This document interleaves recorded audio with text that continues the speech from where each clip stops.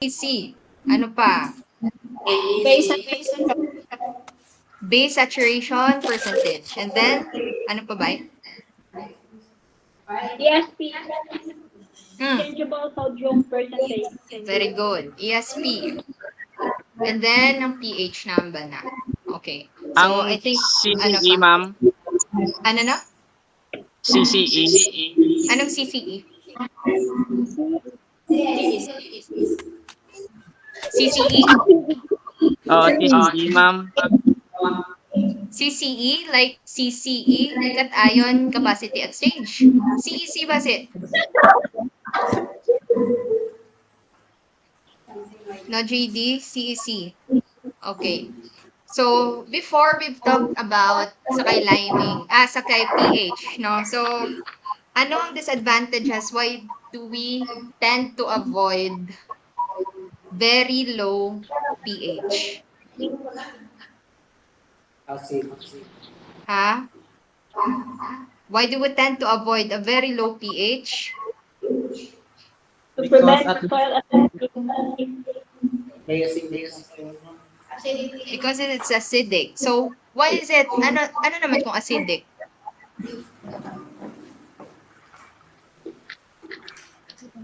Ano ang mataas? Is it ang micro or ang macro? Ang abundant at low pH?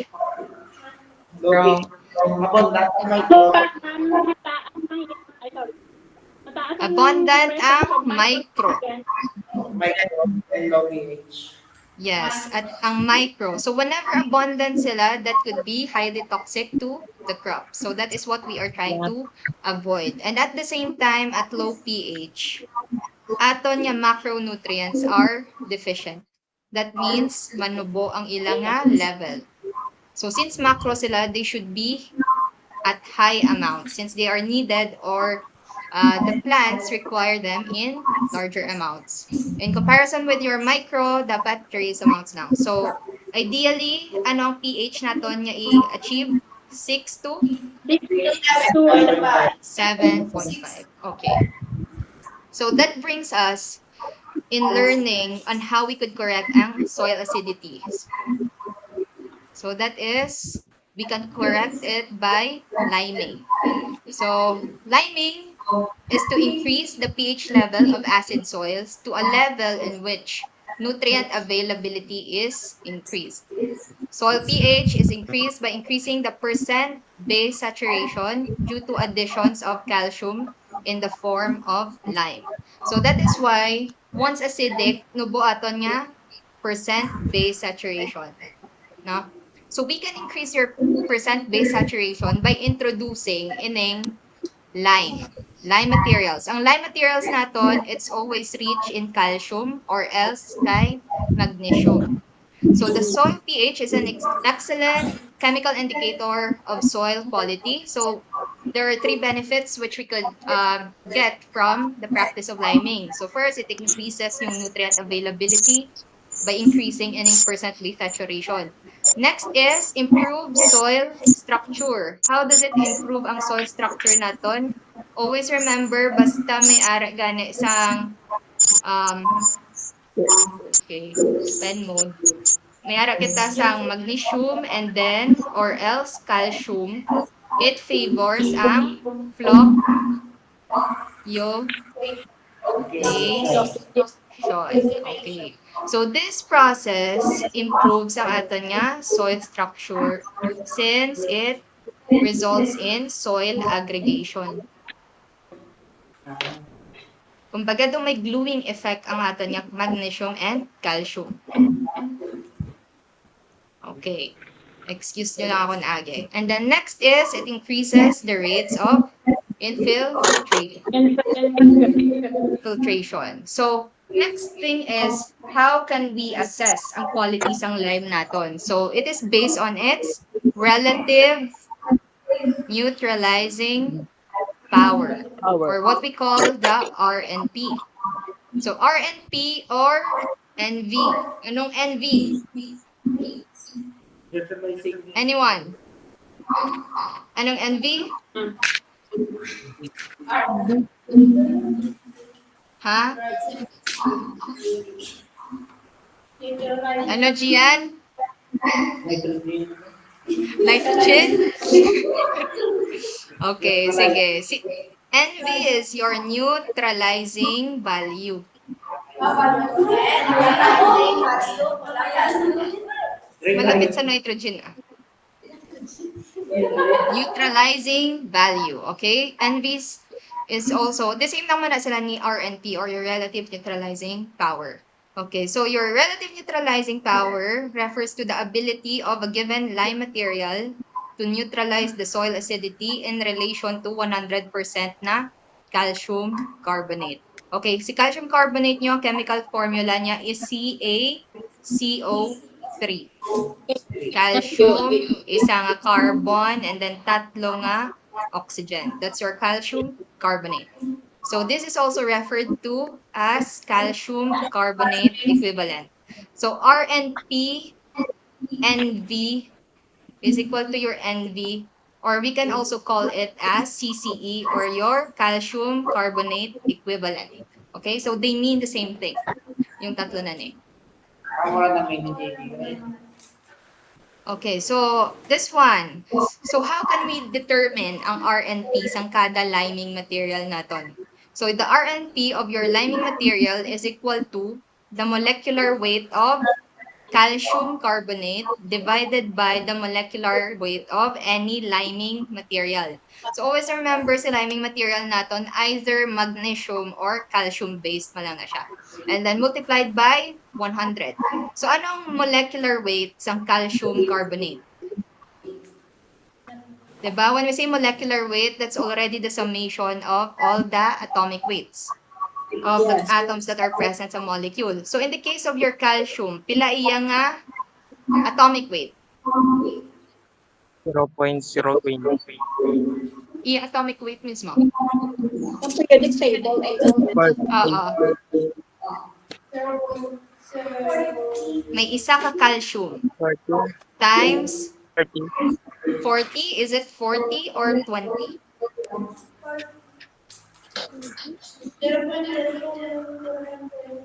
What's the weight? 1 ME. Pero atomic weight lang. Atomic weight lang ito na istoryan. Pila? 20. 20? Is it 20 or 40? Di ba sa 20 tayo divide na na sa valence niya? 40. Ayun, 40. Okay, so 40 times 1, since isa lang man din nga calcium ang present sa calcium carbonate, still 40. How about carbon? How much is the atomic weight of your carbon? Isa lang aton nga carbon din. Pila?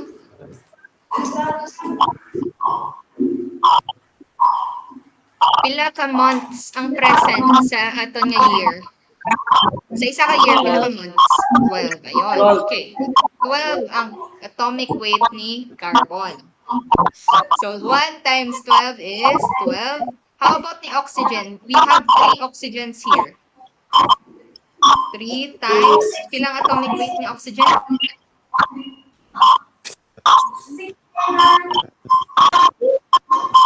Pila? 16. Okay, 16. So 16 times 3 is 48. Okay. So you just have to add all of this. So 40 plus 12, 52 plus 48, that's 100. Okay? So fix na na, no? When we are trying to solve si RNP of lime, ang iya sina ang numerator, when we say numerator, ang sa babaw sang fraction, no? So 100. Ang molecular weight ni calcium carbonate. And then this one, ang molecular weight of any liming material, it depends pa sa given na problem. So let's try to solve some of, ay, ari na, na-solve na gali. Ay, taguan ko danay. Okay. So, let's say, in the case of RNP of calcium carbonate, of course, given na na 100 iyang molecular weight divided by molecular weight niya man times 100 is still 100. How about in the case of calcium hydroxide? So, let's try to solve. Isa-isa nyo gina, si calcium hydroxide, O H. Okay, so calcium, isa lang ang calcium present. So 1 times 40 still 40. Sa oxygen, isa lang na oxygen times 16, Okay. that's 16 still. In the case of hydrogen, pila ka bilog nga hydrogen, Ara? 2. Sorry. Balik, 1 man gali. 2 man gali nga oxygen ang Ara. Kaya naka-enclose sila sa parenthesis. 32. So, pila? 32. This should be 32. 32. Okay, times 1. Okay. 40 plus 32, 40. 74. 24 ka na lang. 74 tanan. Okay, try be 100 divided by, kumbaga dire, since molecular weight danay ni calcium carbonate divided by molecular weight ni calcium hydroxide, dihydroxide. 100 divided by 74 times 100, that is 135.14. Na-try nyo sa calculator or else sa phone nyo, 100 divided by 74, 1.35, diba? Times 100, that's 135.14. Somewhere. Yan. Okay. How about in the case of calcium oxide? Calcium 40 42 times Ilang molecular weight ni calcium sir. oxide? Plus 16. 56 over 100 divided by the 56. Pila, friends? Wala, Okay, ma'am. si calcium, Ay. we have 1 times 40 still. And then si oxygen, isama lang siya times 16. So 40, pila 1 times 16 is still 16. So 40, 56. Okay. Try 100 divided by 56 One. times 100. 178.57 178. 0.57. 1 pila? 78? 178.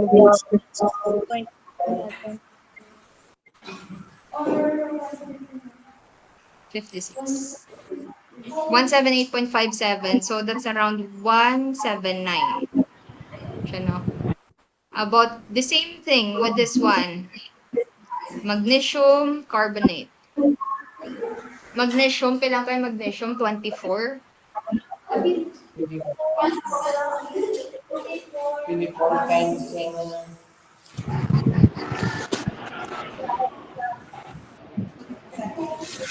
24, 16. Aha.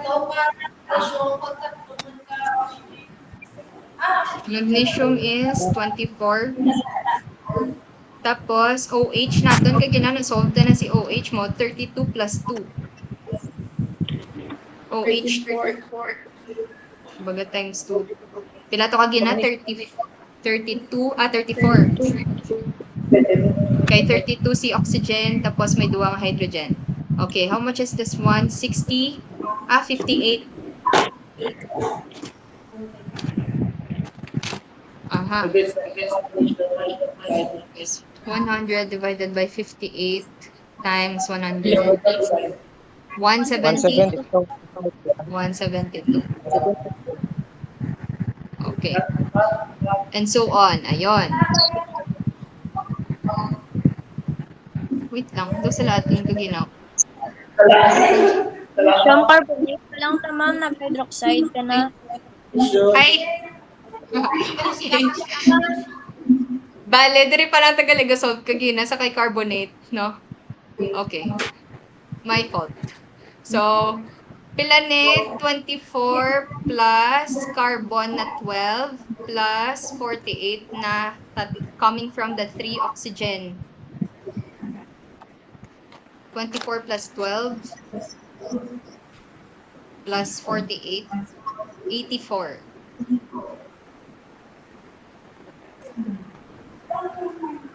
Aha. So 100 divided by 84, that's 1.19 times 100. Okay, 119. Okay. Sige. This one, 24 plus 2 ka oxygen, 32 plus 2 ka hydrogen, which is 2. 34 plus 24, 58, 100 divided by 58, it's 172.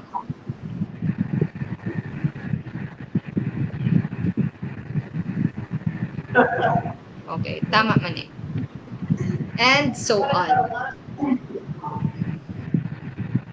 So the higher the RNP, mas taas ang iyang liming capacity. Okay? It has a much higher capacity to neutralize ang hydrogen ions. So among all of these liming materials, we have C, magnesium oxide, ang pinaka-powerful kumbaga among all of these liming materials listed here. Okay, I hope this is clear. So next, what are the different effects of the application of lime? So when it comes to its chemical properties, when it comes to its physical, and then biological effects. O sige, alias, abe. Wait lang ah.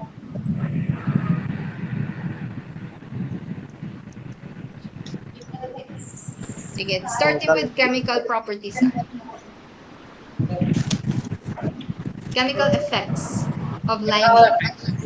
Offline. Neutralize hydrogen ions and increase soil pH. Inactivate toxic monomer aluminum. Increase availability of potassium and Phosphorus. Phosphorus. Aluminum and iron phosphorus compounds. Increase concentration of soil solution exchangeable calcium and decrease availability of micronutrients at ions. Okay. Copper. Zinc. Decrease bio Copper, iron. Zinc.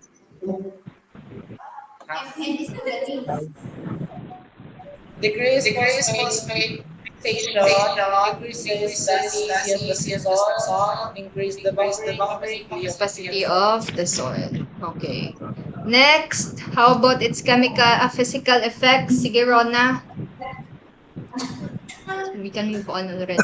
Enhance granulation of soil particles, enhance soil aeration, increase water holding capacity.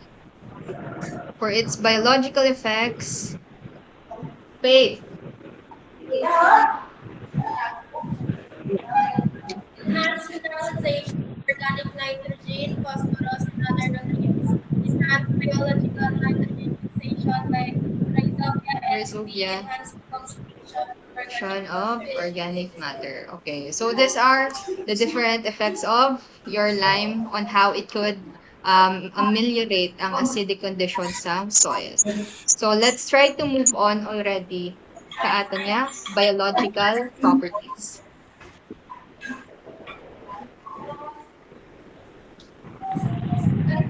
Okay, wait.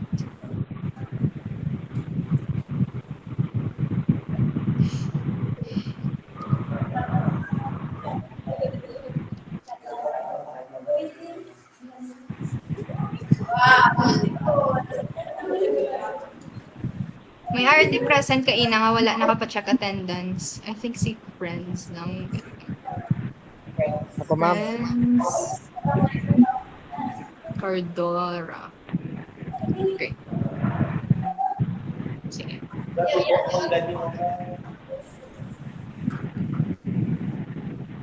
Okay, we'll try to present something as window.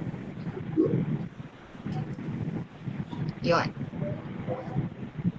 Nag-change ang nag-change ang share na screen, ang slide. Is it already soil biological properties?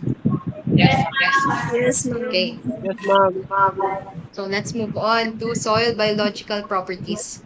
So we are already done with physical, chemical, and now let's try to explore this biological properties. Okay, so this is the outline of this topic. We will try to talk about the different soil organisms, their roles, as well as how they could facilitate this different nutrient cycle processes, including the nitrogen cycle, nitrogen fixation, phosphate solubilization, since these are really relevant in terms of maintaining ang relationship sang soil with that of your plant. And last, of course, the soil organic matter. So what's soil biology? Sige. Kamarig. Branch of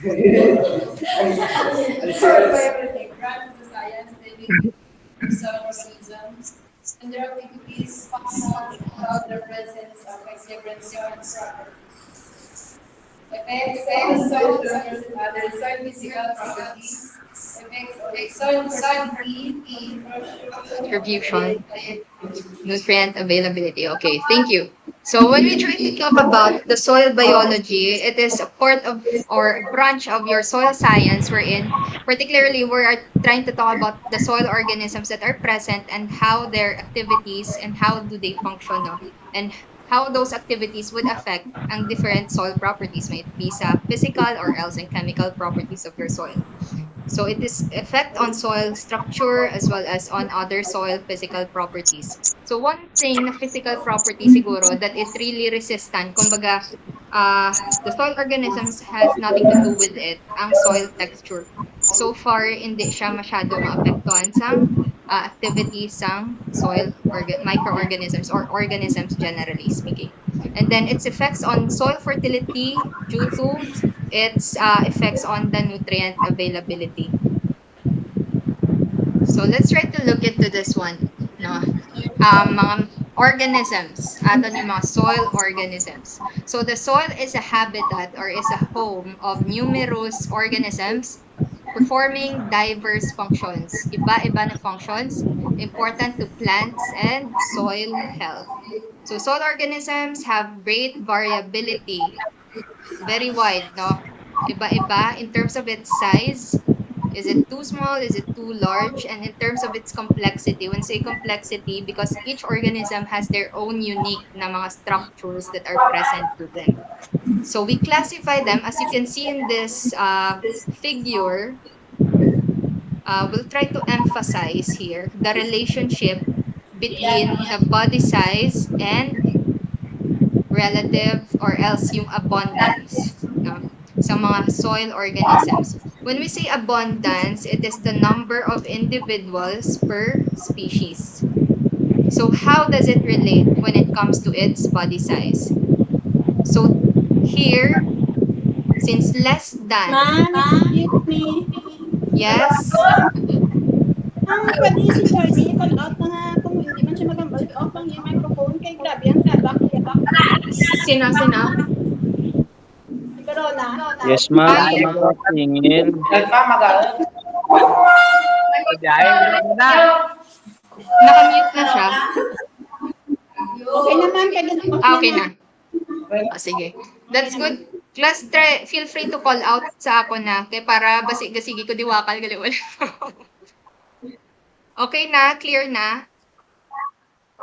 Yes. Okay. Yes, ma'am. Sige. Yes, ma'am. Yes, ma'am. So let's try to look into again sa relationship sang abundance and yung body size. So as you can see here, sa pinaka-left,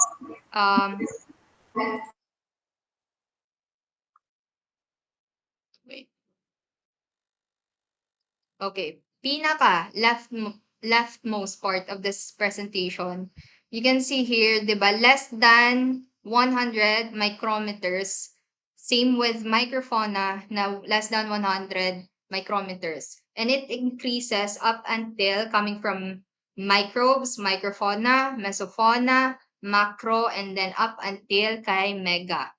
So it increases as it moves towards the rightmost part. Meanwhile, in terms of its abundance, again, when we say abundance, ano ba kadamo ang individual for every species nga present sa muna nga type ng organism. So the bigger their size, the lower is their abundance. So if you are curious, anong meaning ni fauna, no? Are you familiar with ini? Diba we have yung flora and then we have fauna. Flora and fauna. Mm-hmm. So, to simplify things, mas magambal kita mga fauna, these are your heterotrophs. Heterotrophs or heterotrophic organisms. When we say heterotrophic sila, that means they are not capable of producing their own food. Again, hindi sila capable. Kita nga humans. Kaya natin magpainit, tapos kaya natin mag-photosynthesis, and then may food na ta, di ba wala? Okay? So that is the opposite of... Okay, so that's the opposite sang aton nga mga flora, no? Or your autotrophs. Autotrophs. So, diri na yung mga plants nato, no? But when we talk about your fauna, these are your heterotrophic organisms or those that are dependent to other organisms in terms of supplying themselves with their own food. Unlike this one, sa mga flora or your autotrophs, they are capable of producing their own food. So they can photosynthesize. So they can produce their own chemical energy, so to speak. Okay. So I hope that's clear. So let's try to move as body size, take note of this one. As body size increases, the abundance of your organism decreases. So next, this is just the same thing. What the figure on the previous slide trying to tell us. In terms of their size, yung microfauna, if between 100 to 2 millimeters, you have your mesofauna, and then your macro, 2 up until 20 millimeters. And whenever more than na sa 2, I think this one is 20. Yon. If more than na sa 20,000, 20. Wait lang. Sorry, class. This should be hindi ni siya comma, period ni siya. Okay. Period na siya. I will correct this one. If more than 20 millimeters na, that's your megafauna. So, starting with micro, meso, macro, and then mega. So, that is how we classified your... Nangyari.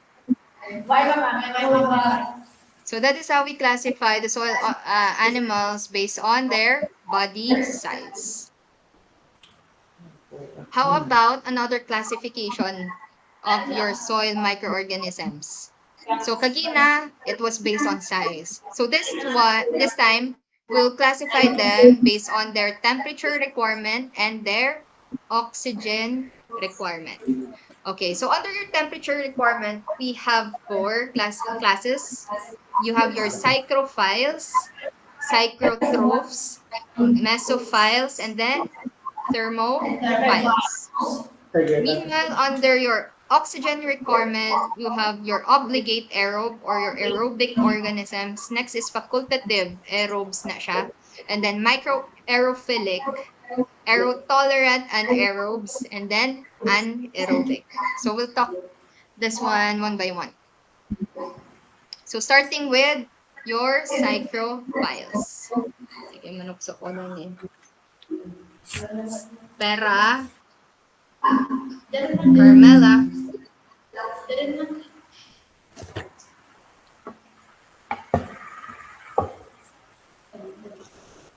Carmela, are you with us?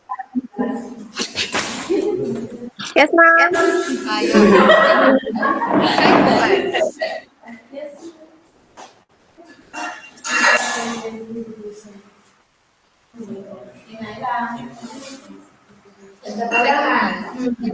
Pera?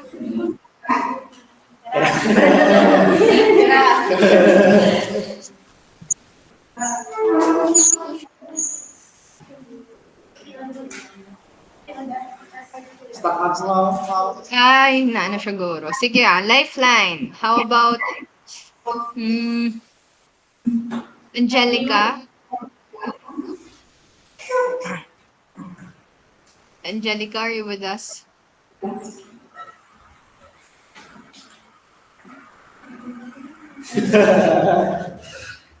Yes, Wala. ma'am. Sige. Program, ma'am. Sige, Nobi. Nobi, sacrifice. Thermophiles, heat loving mass growth, creates abs. Temperature. Hindi. Ari pala kata Diyos. So may sacrifice.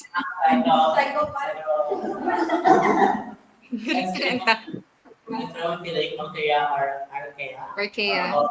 With optimum temperature for growth of 15 Celsius. Okay. Sige, to be followed by psychotrophs. Si Alona. Ay, sige, Alona. Very good. Cyclotrophs. Cold-tolerant bacteria are Kaya? have ability to grow at low temp, but have between 15 and 20 degrees Celsius. Okay. Sige, we'll try to abstract this one later on. Mesophiles. Oh, MJ. Mesophiles rises at moderate temperature between 20 degrees Celsius and 45 degrees Celsius, with optimum growth at 30 to 39 degrees Celsius. Okay. Sige, under na lang kay thermophiles. Kim. Kim. Thermophiles heat loving max growth rates at temperature greater than 25 degrees Celsius, whose are prokaryotes. Eukaryote. Eukaryote. Proprotratile thermophiles, Obligate. thermophiles, hyperthermal. Hyperthermophiles. Okay.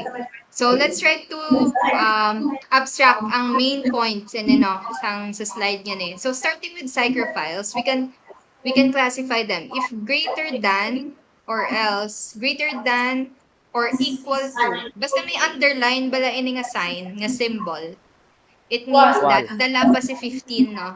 Greater than or equal to 15 degrees Celsius. Meanwhile, this one, si psychotrophs, between 15 to 20. This one, si mesophiles, between 20 to 40.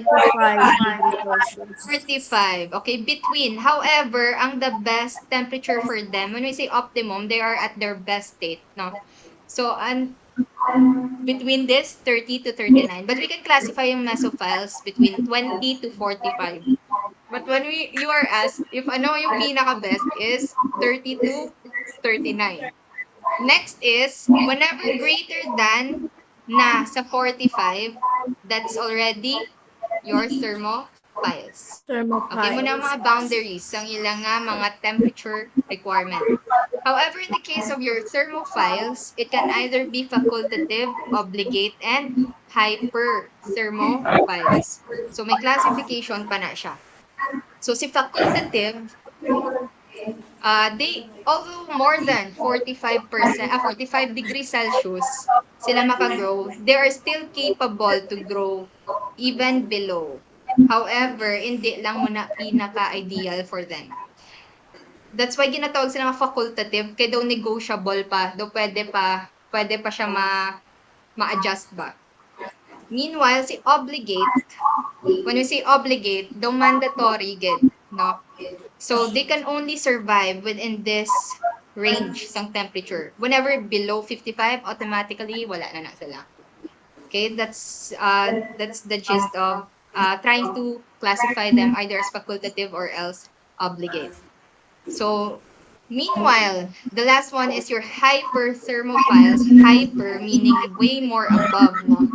So, whenever above 80 degrees Celsius na, muna ng mga hyperthermophiles. So, again, pila to sila. 10 classes. We have psychrophiles, less than or equal to 15. And then psychro, 15 to 20, 20 to 45, meso in between. And then 45, more than 45, we have thermophiles. Hindi yung nag-echo duman. Okay. So that's how, those are the classes of soil organisms based on their temperature requirement. So let's move on sa ilang oxygen requirement. Sige, Be. Lorraine.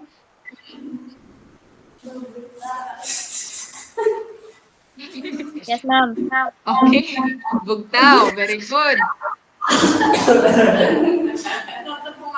Sige. Oxygen requirement. Starting here sa obligate up until kay anaerobic. Opo. Obligate aerobes require oxygen. Facultative. Develop whether in the absence or presence of oxygen. Microaerophilic. Very low oxygen levels. Aerotolerant anaerobics. Anaerobes. Oxygen not required for growth but not harmful if present. Anaerobic. Growth only in absence of oxygen. If present, it can be lethal. Lethal. Okay. Thank you. And then, okay. So, I think one thing that is really repetitive here is yung aerobic, no? So, whenever you hear the word aerobic, always fixate that words with oxygen. Because ang anaerobic, yung may ara na negative nga prefix niya is the absence already of oxygen. Okay? So when we say obligate aerobes, kaya pwede pa siya maging magambal ta aerobic, pwede siya pa maging obligate or else facultative. Once may obligate na, it really requires oxygen. Okay? Meanwhile, when it comes to your facultative aerobes, they can still survive even in the absence. Okay? But of course, they can still survive man. Absence and presence, pwede. Sa kay facultative aerobes. But again, sa kay obligate, non-negotiable na siya. Dapat may ara agad sa oxygen. Here, si micro, by the name itself, no, very low lang nga level ang oxygen nga require niya. Microaerophilic. Basta may mga philic na, meaning loving, something like that. No? Next one is aerotolerant. Oxygen not required for growth but not harmful if present. Okay. So meaning hindi man siya required yet. However, whenever present si oxygen, wala man siya. Unaffected man Japon ang muna nga organism. That's why tolerant siya. Meanwhile, si anaerobic, automatically, whenever oxygen is present, it is lethal already or harmful sa iya nga part. Again, so that is how we can try to distinguish ang different classes of soil microorganisms when we try to look into sa ilang oxygen requirements. Si obligate and facultative aerobes, microaerophilic, aerotolerant, anaerobes, and then anaerobic. Okay, question.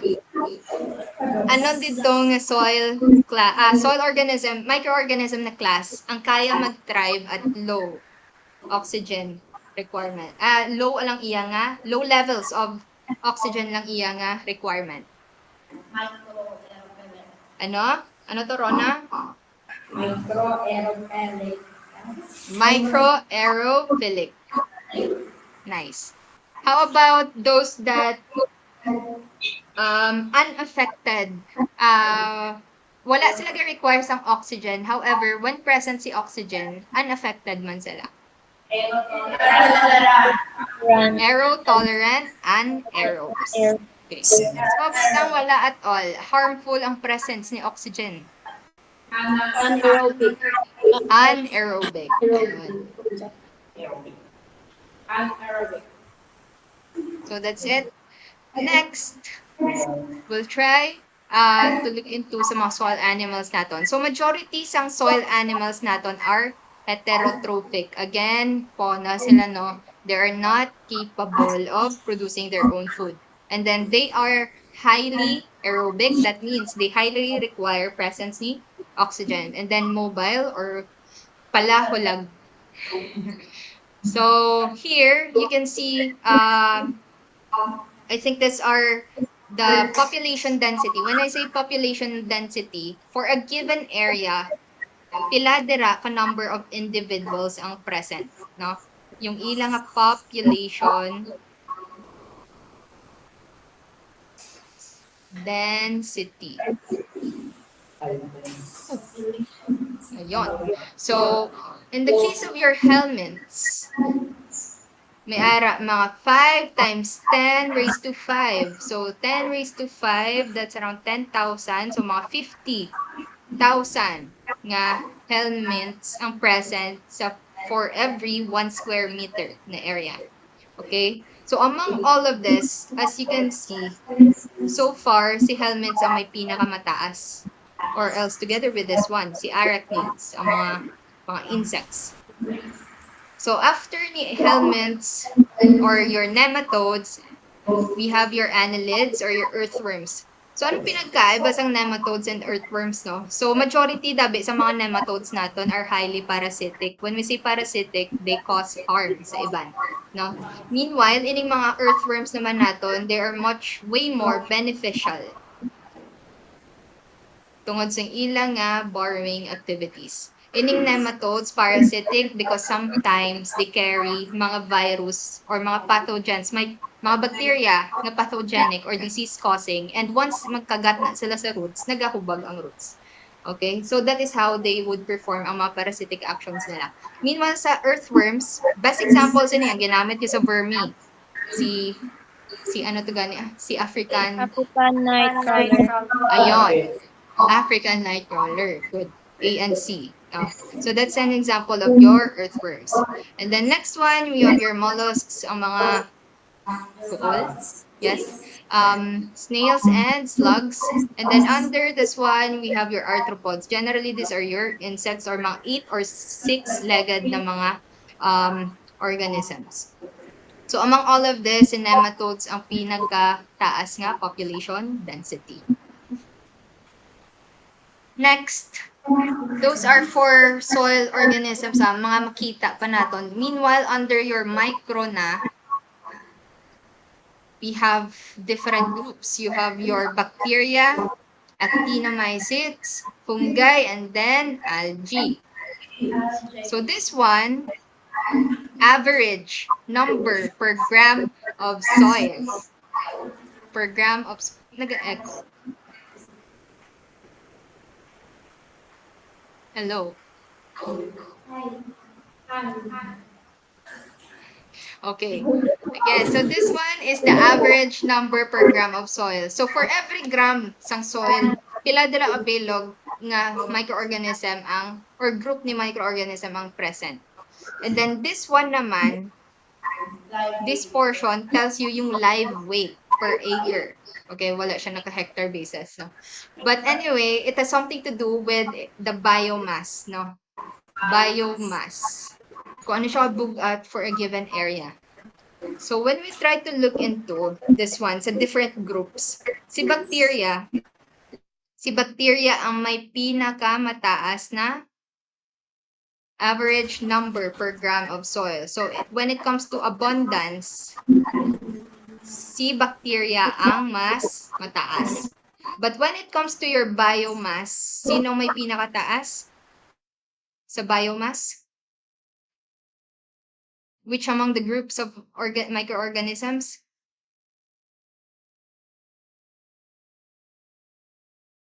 Hello?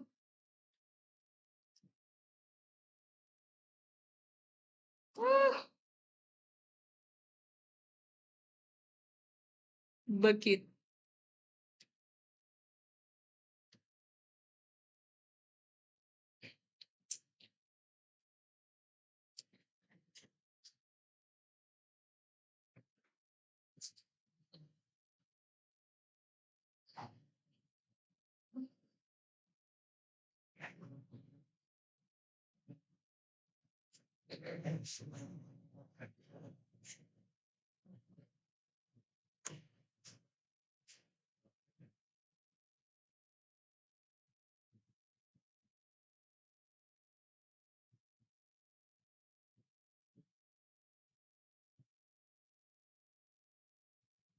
Nadula ko.